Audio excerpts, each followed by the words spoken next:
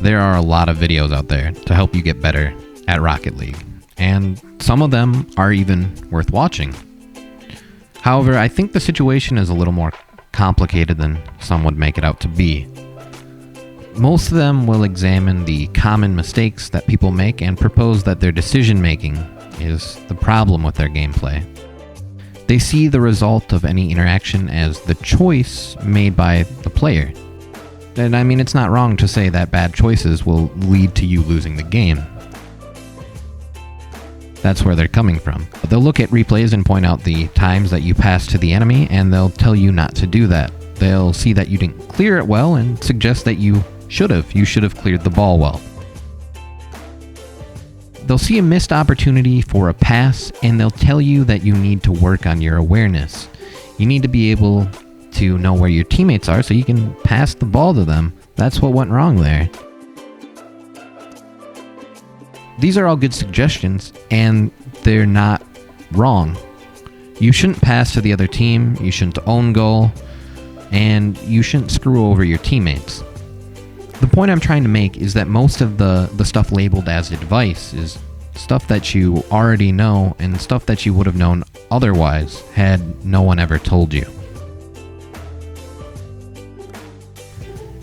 If you really want to help out your teams and if you want to do better in ones, then you're going to have to practice mechanics. This is the area of your gameplay that you have the most control over. Here's what I've been doing. I like to start out with Hannah's Playground, and I usually just do the drills that are on the screen right now. So going counterclockwise or clockwise around in circles through these rings. And it's just a nice and slow kind of gradual warm-up. It brings you through all the directions, but it's just very slow. In case I haven't mentioned it before, getting these workshop maps is really not hard. All you need to do is log in on Steam and then go to the site. Like, I'll provide the links down in the description below, but you just need to go there and click subscribe, and that's all you have to do, and then it'll show up in your workshop maps. The next workshop map I like to do is called The Wall. And I like this map because you get to practice takeoffs and landings a lot. And what happens in those moments is you have to switch from your aerial control scheme to your ground control scheme, or from your ground control scheme to your aerial control scheme. And when you have to switch skill sets like that, just like when you have to switch mathematical operators when you're doing math, like if you switch from doing addition problems to subtraction problems, it takes a bit of extra mental effort. So that's what we're working on here. We're trying to integrate our ground control and our aerial control. Some of these levels can actually be kind of tricky, so I'm going to leave the video of me doing the full run in here. It's going to last about 2 more minutes from this point in the video, and you can feel free to just skip over it if you want.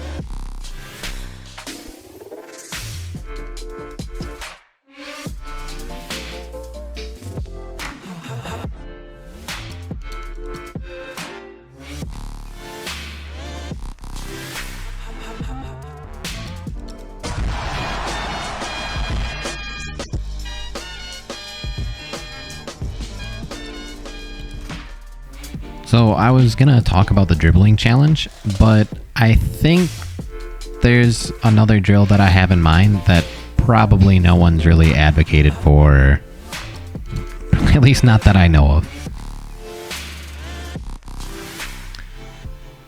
Just go down to Options, go over to Controls, go down to left stick sensitivity, and then set it up to 10. And that's all you have to do. When the left stick sensitivity is set to its default of 1, it gives you the full range of motion with the control stick, so pressing a little left on the control stick results in turning a little left. And now with it set up to 10, we've pretty much removed any subtlety or any middle ground, so if you slightly push to the left, it's going to register as your control stick being pressed all the way. So essentially what we've done is magnified the result of pushing the control stick so that you can't kind of finesse it.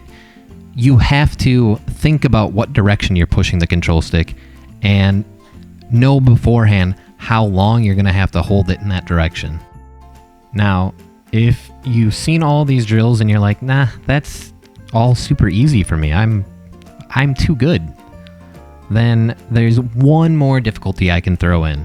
And that is to turn the screen upside down. So switching your screen to landscape flipped. Obviously this is the same clip and I've just flipped it upside down. I'm getting a little tired of doing all these things and I probably couldn't beat level 23 upside down. I'm okay at it, but this is probably beyond me. Especially with the left stick sensitivity set up all the way to 10. That was almost a tongue twister. Alrighty, thanks for watching. Bye.